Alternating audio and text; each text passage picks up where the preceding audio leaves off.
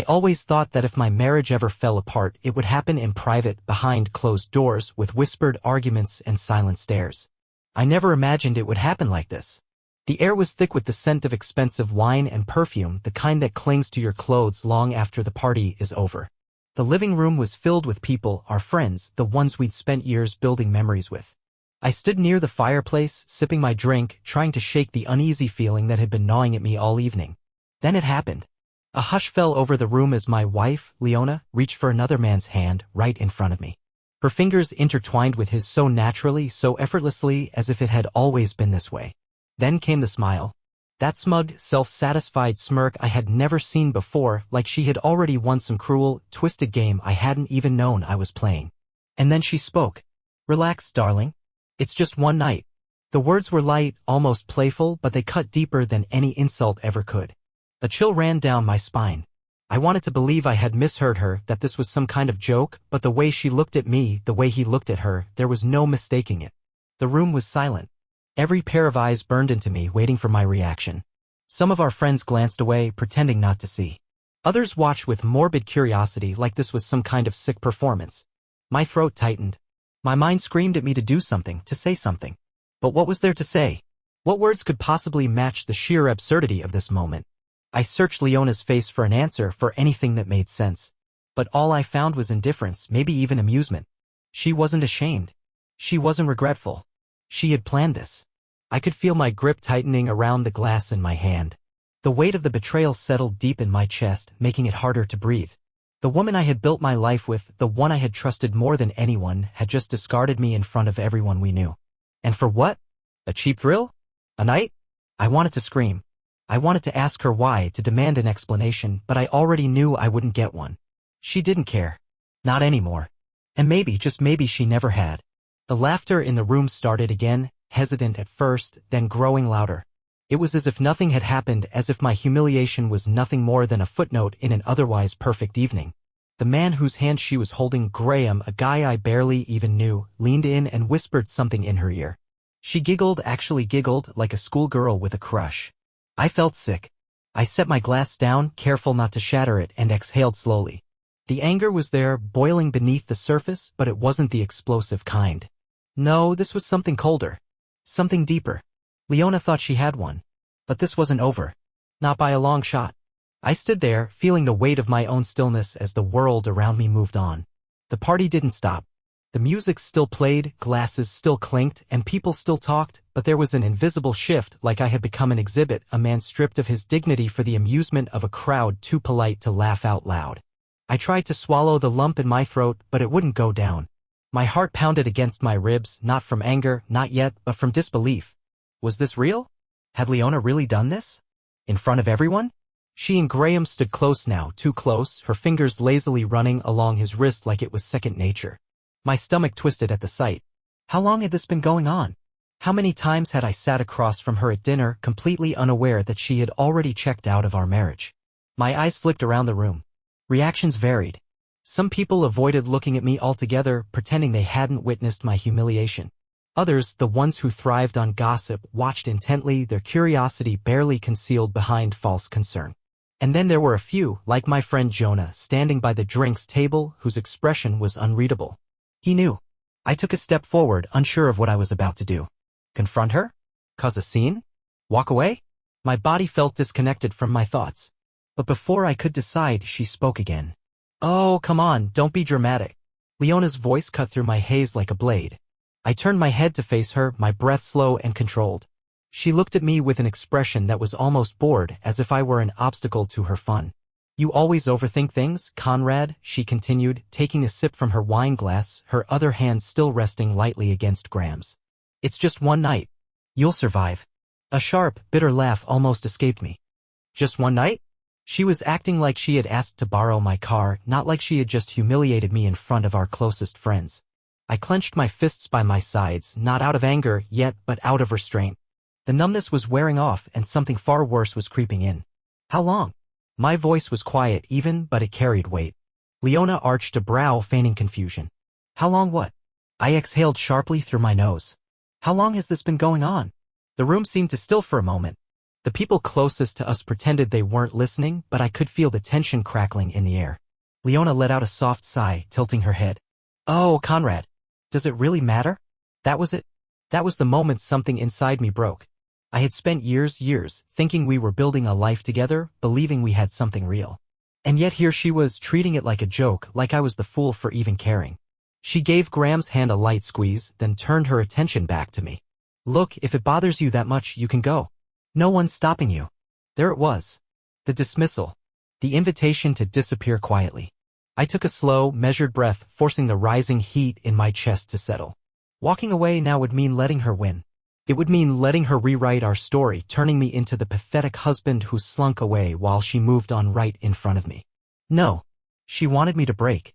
She expected me to react, to make a scene so she could roll her eyes and tell everyone I was being ridiculous. But I wouldn't give her that satisfaction. Instead, I stepped closer. Close enough that our friends could hear, but not loud enough to make a spectacle. You know what's funny, Leona?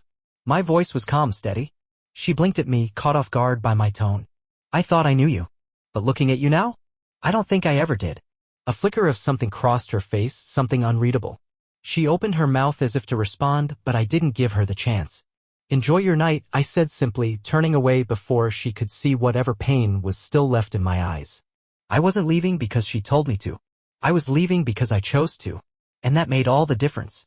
The cold night air hit me like a slap as I stepped out of the house. The distant hum of the city filled the silence left in my mind.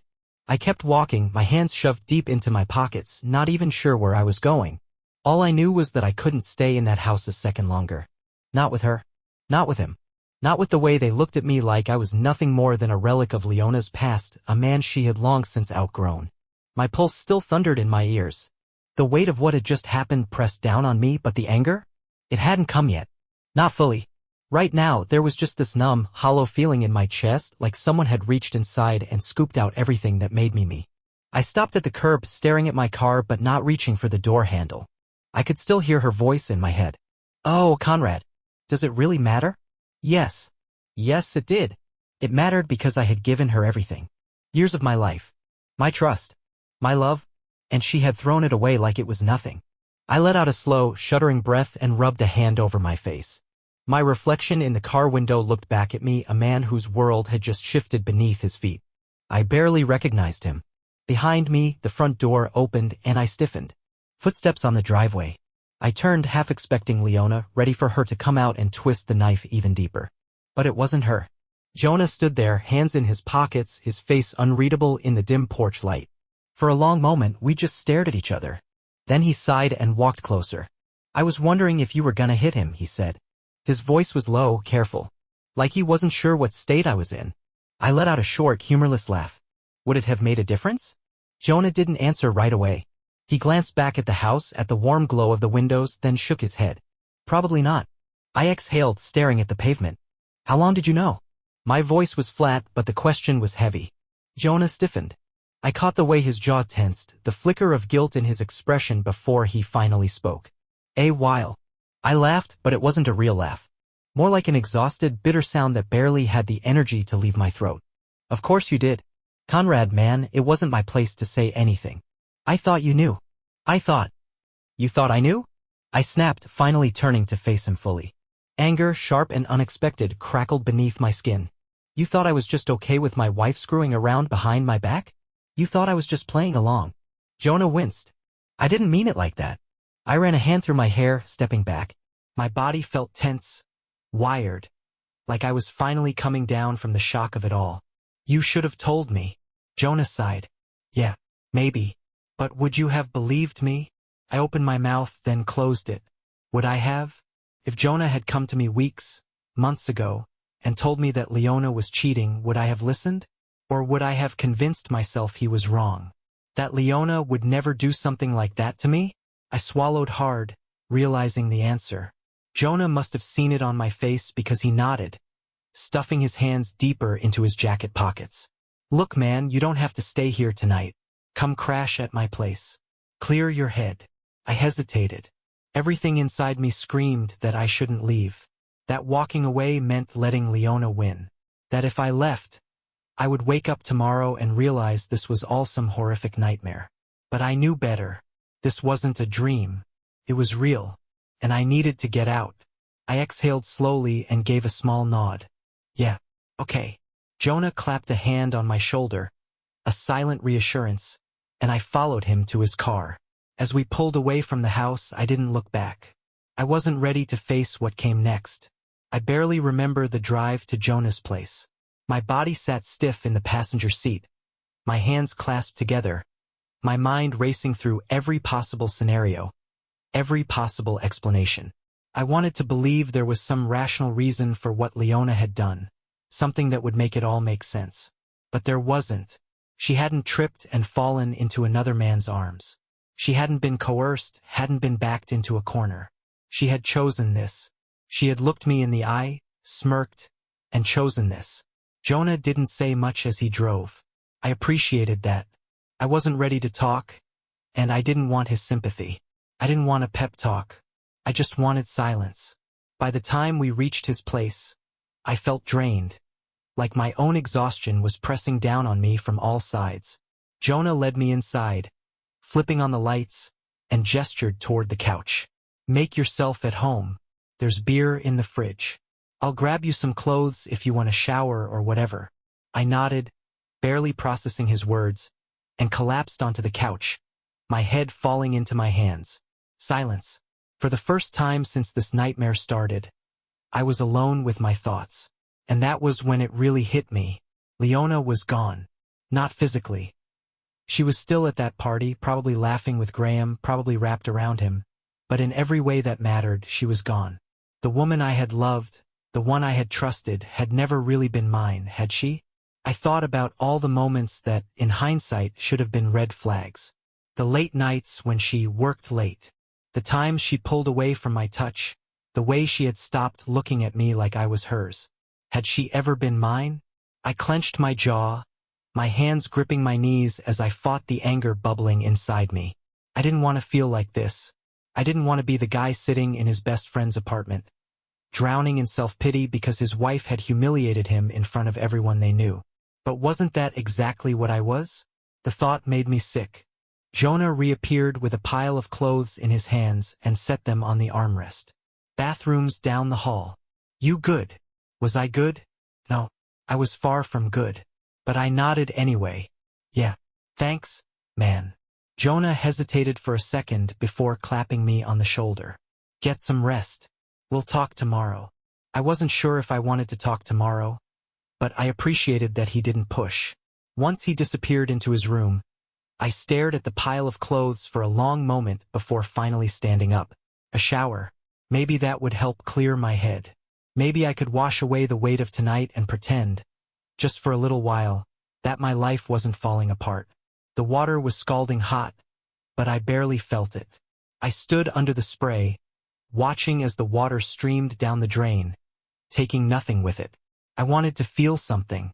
Anger, sadness, rage. Anything other than this dull, hollow emptiness pressing against my ribs. Instead, all I could think about was her voice. Relax, darling. It's just one night. Like it was nothing. Like I was nothing. I gritted my teeth and shut the water off, stepping out into the cold air. My reflection in the mirror caught my eye, and for the first time in years, I really looked at myself. Who was I without her? The thought sent a sharp pang through my chest. I had spent so much time being Leona's husband that I didn't even know who I was anymore. I gripped the edge of the sink, my knuckles white. She had stolen that from me, but I would take it back. No matter how much it hurt, no matter how lost I felt right now, I would find a way to come out of this stronger. I wasn't going to let her define me. Not anymore. I didn't sleep. Not really. I lay on Jonah's couch, staring at the ceiling, feeling like a ghost in my own life. Every time I closed my eyes, I saw it all over again, Leona's smug smirk, the way her fingers curled around Graham's, the barely concealed amusement in her voice when she told me to relax. I wanted to scream. I wanted to punch something. I wanted to undo the entire night and go back to before I knew what a fool I had been. But there was no going back. At some point, the gray light of dawn seeped through the blinds. I sat up slowly, my body aching with exhaustion, my mind still trapped in the same endless loop of thoughts. The silence of the apartment was deafening. Jonah was still asleep in his room, but I couldn't stay here, lying in the wreckage of my own misery. I needed to move. Grabbing my phone from the coffee table, I hesitated before turning it on. The moment the screen lit up, the notifications flooded in. Texts. Missed calls. Voicemails. I braced myself and started scrolling. Some were from friends, or at least, people who used to be friends. Messages filled with half-hearted concern. Hey man, are you okay? Last night was wild. Did that really happen? Leona was way out of line. You good? I ignored them. I didn't want their pity. Then there were the ones from Leona. Conrad. We need to talk. Are you seriously ignoring me? Grow up. I clenched my jaw as I read them, my hands gripping the phone too tightly. Not a single apology. Not a single sign of remorse. Just entitlement, as if she deserved a response. And then, at the very bottom of my notifications was a missed call from an unknown number. No voicemail, no text. Just a call made sometime around 2 a.m. Something about it made my stomach twist. I shoved the phone into my pocket and stood up, my muscles stiff from staying in one position for too long. I needed air. I needed clarity. I grabbed my keys and walked out. The morning air was sharp and cold as I stepped onto the sidewalk. The city was already awake, people rushing to work, the world continuing as if my entire life hadn't shattered just hours ago. I started walking. No destination, no plan, just movement. The streets blurred past me. My mind kept circling back to the same thought, the one that had haunted me all night. Who was I without her? For the last 6 years, my entire identity had been wrapped up in being Leona's husband. I had built a life around her, made choices based on us, always believing we were a team. But now I was just me. And I didn't know what that meant. I stopped in front of a cafe, staring through the glass at the people inside. Couples, friends, strangers going about their morning like it was any other day. I used to be one of them. I used to wake up next to Leona, drink my coffee with her, talk about our plans for the day. Now she was probably waking up next to someone else. The thought sent a fresh wave of nausea rolling through me. I turned away from the cafe and kept walking. Then my phone buzzed again. I sighed and pulled it out, expecting another pointless message from Leona. But when I saw the caller ID, my breath caught. Unknown number. I hesitated for only a second before answering. Hello? There was silence. A static pause. Then, Conrad. The voice was female. Not Leona. Not anyone I immediately recognized. But there was something familiar about it, something that made my skin prickle. Who is this? I asked. Another pause. Then a sigh. You don't know me, but I know about Leona. And you need to hear this. I stopped walking. My entire body went still. What are you talking about? She's been lying to you. About more than just Graham. My fingers tightened around the phone. My heartbeat pounded in my ears. Who are you? I demanded. Another hesitation. Then, in a quieter voice. Meet me at the Blackwood Diner in an hour. I'll explain everything. The call ended. I stood there, my mind racing, my breath shallow. Lying about more than just Graham? What the hell did that mean? And why did I have the sinking feeling that this was only the beginning? I stared at my phone for what felt like forever, my brain desperately trying to make sense of what had just happened. A stranger had called me. A woman. Someone who knew about Leona. Someone who claimed there was more to the story, more than Graham, more than what had already shattered my world into a million jagged pieces. I should have ignored it. I should have tossed my phone into the nearest trash can and forced myself to move on. But I couldn't. Because what if she was telling the truth? What if this humiliation, this betrayal, this entire disaster of a night was only the surface of what Leona had done? A bitter taste filled my mouth. I knew myself well enough to understand that if I didn't go, this mystery would eat away at me. I needed to know. I needed the whole truth. The Blackwood Diner was the kind of place that hadn't changed in 50 years. The neon sign buzzed faintly above the entrance, casting a pale blue glow over the parking lot. Inside, the smell of coffee and fried bacon filled the air, and the same handful of regulars sat at the counter nursing their morning cups. I stepped inside, scanning the room. Then I saw her. She sat in the corner booth, fingers wrapped around a steaming mug, her dark brown hair falling in waves around her shoulders. Her face was vaguely familiar, but I couldn't place it. She looked up the moment I walked in, her blue eyes locking onto mine. I approached slowly, heart pounding. You're Conrad? She asked, though she already knew the answer. Yeah. And you are? She hesitated before answering. Sasha. The name meant nothing to me. I slid into the seat across from her, my hands clasped together on the table. How do you know Leona? I asked. Sasha exhaled, setting her mug down. I don't just know her, Conrad. I know who she really is. I frowned. What the hell does that mean? Sasha leaned in, lowering her voice. I was in your shoes once. My stomach twisted. What? She nodded. Leona has done this before. To me. To another man before me. She plays the same game every time, finds a guy, makes him think he's the center of her world, and then, when she's bored, she destroys him. And she does it in the most humiliating way possible. I stared at her, my pulse hammering. You're saying she's done this to other men? Publicly? Yes, Sasha said grimly. She doesn't just cheat, Conrad. She enjoys it. She feeds off the power of knowing she can ruin a man and walk away without a scratch. I swallowed hard. How do I know you're telling the truth? Sasha reached into her purse and pulled out her phone. A few taps later, she turned the screen toward me. It was a picture. A familiar picture.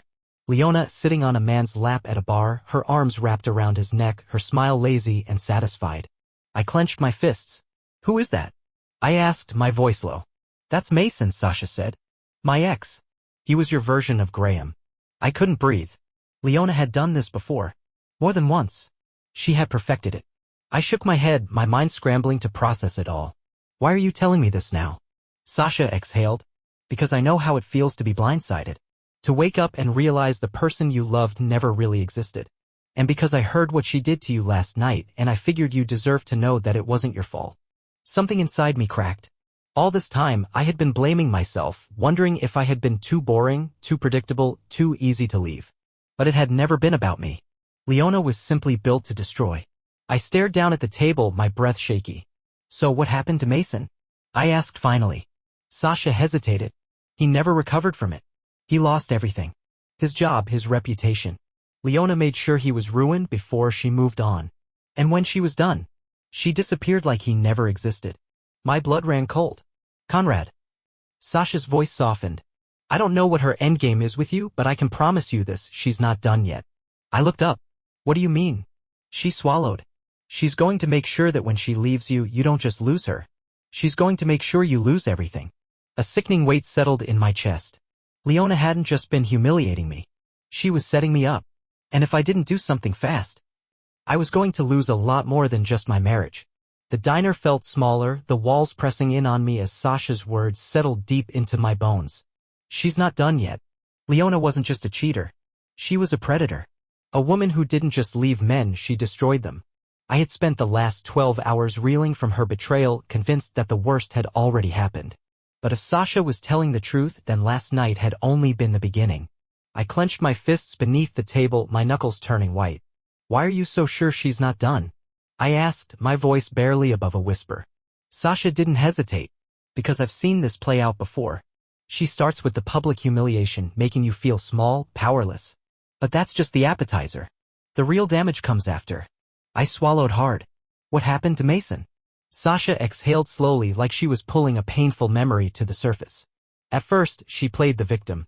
Told everyone he had been obsessive, controlling, that she had no choice but to leave him for someone who treated her better.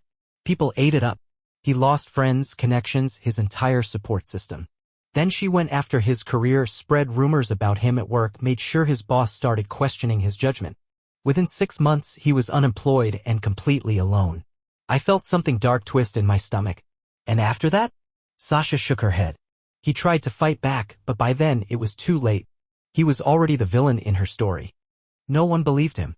She moved on, found someone new, and by the time people started realizing maybe she wasn't the victim, Mason was already broken. He left town. No one's heard from him since. A sharp, cold silence stretched between us. My throat felt tight. You think she's going to do the same to me? Sasha looked me dead in the eye. I think she's already started. A chill ran down my spine. She was right. Leona had already begun rewriting the story before I even had a chance to react. If I had stayed at that party, if I had lost control in front of all our friends, she would have twisted it into proof that I was unhinged. That she was the reasonable one, the one who had simply outgrown an insecure, possessive husband. And I had almost played right into her hands. I leaned back, my mind racing. So what do I do? Sasha hesitated, her fingers tightening around her coffee cup. You have two choices. You can try to fight her, which won't be easy because she's spent years perfecting this. Or what? Or you can disappear before she makes sure you don't have the option. I exhaled sharply. I'm not running away. Sasha gave me a knowing look. Mason said the same thing. I tensed. I had spent years building my life, my career, my reputation. I wasn't going to let Leona strip it all away just because she got bored. Then you need to be smart about this, Sasha said. Because if you stay, you're in a war you don't even know you're fighting yet. I drove aimlessly after leaving the diner, my thoughts a tangled mess of rage, disbelief, and something close to fear. Sasha had handed me a glimpse into my future, a future where Leona didn't just leave me but ruined me in the process. But why? Why go through all the effort? Why not just divorce me and move on like a normal person? Unless... My grip tightened on the steering wheel. Unless there was something else she wanted. What if this wasn't just about humiliating me? What if this wasn't just a game? What if Leona was after more than just my dignity? I needed answers. I needed to know what she was planning before she made her next move. And there was only one place to start.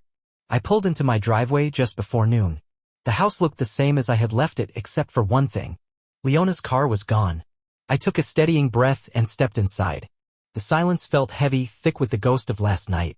The empty wine glasses still sat on the counter, remnants of a night that had shattered everything I thought I knew. I went straight to the office. If Leona was planning something, she had left a trail. People like her always did. I started with her laptop. Password protected. Of course. But she wasn't exactly subtle. I tried the name of our first dog, and just like that, I was in. Emails. Messages. Bank records. And then I saw it. A transfer of funds. From my account. To hers. The date was 2 days ago. My stomach dropped. I clicked through, my pulse spiking as I saw transaction after transaction. Thousands of dollars. Moved in small increments over the past few months. She had been draining me. And I had never even noticed. A cold realization settled over me. Leona wasn't just leaving me. She was planning to wipe me out. And if I didn't stop her soon, she was going to win. I sat in my office chair, staring at the screen. My hands were trembling, not with fear, not with sadness, but with clarity. The fog had lifted. I could finally see Leona for what she was. A thief. A manipulator. A master at destruction. And I had almost let her win. But not anymore. I straightened my spine, inhaling deeply. The man I had been last night, the stunned, broken fool standing in that party, watching his wife lace her fingers with another man's, was gone. A new version of me had taken his place. A version that wasn't going to sit back and let his life be torn apart. The first thing I did was lock my accounts. Every joint asset, every savings account she had access to, I shut it all down before she could take another cent. Then I made a call to my lawyer. Conrad? What's going on? He asked, surprised to hear from me so early in the day. I need a divorce. And I need to do it before she makes her next move. He didn't ask for details. He just told me to come in immediately. By the time I left the house, I was already 3 steps ahead of Leona. I walked into my lawyer's office with a sense of purpose I hadn't felt in years. The weight of heartbreak still sat somewhere deep inside me, but it wasn't dragging me down anymore. It was fueling me. As we went through the financial documents, the case became clearer. Leona had been setting this up for months. She had been waiting for the right moment to strike, to leave me in the dust without a cent to my name. But she hadn't expected me to wake up in time. We can get ahead of this, my lawyer assured me. Freeze all joint assets, document everything. And if she's been moving money without your knowledge, we can use that against her. I nodded, feeling a rush of something I hadn't felt in years. Control? For too long, I had been playing the role of the passive husband, letting things happen to me instead of taking charge of my own life. Not anymore. That afternoon, I went back home and packed my things. Not because I was running. Because I was leaving on my own terms. Before I left, I did one final thing. I sat at the dining table, the same place where Leona and I had shared hundreds of meals, the place where I had once believed we were building a future together. I took out a single sheet of paper and a pen. And I wrote, Leona, I hope your one night was worth it. By the time you read this, I will have filed for divorce, secured all my assets, and locked you out of everything you thought you had control over. I've also documented your financial transfers, and my lawyer has advised me that I have enough to ensure you walk away with nothing. I spent years believing you were my partner, my teammate, my best friend. But now I see the truth, you were never with me. You were always playing a game. Well, congratulations. You played yourself. Enjoy whatever life you think you're running toward. Because from this point on, I am free. Conrad. I folded the letter, left it on the kitchen counter, and walked out the door without looking back. As I drove away, a strange feeling settled in my chest. Relief. I had spent the last 24 hours unraveling the lie that had been my marriage. I had stared my worst nightmare in the face and survived. And now? Now I was free to rebuild. There would be days when it hurt.